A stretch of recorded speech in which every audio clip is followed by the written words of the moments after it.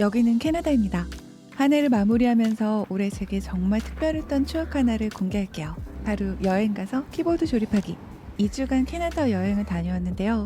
밴쿠버에 살고 있는 친구도 만나고 로키 산맥의 설경과 밴프의 아름다운 호수를 둘러보는 일정까지 이번 여행은 저도 오랜만에 떠나는 휴식이었어요.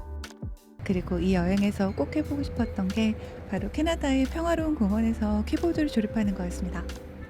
햇살도 좋은 날 아이들의 생일 파티가 열리고 있고 큰 나무에 적당히 그림자도 드려진 바람이 살살 부는 공원이었어요.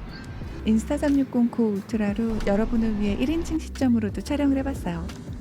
지금부터는 제가 더 말하지 않고 조립할 때 봤던 풍경과 소리를 가급적 잘 전달해 볼게요. 여러분도 힐링되는 시간이었으면 좋겠어요.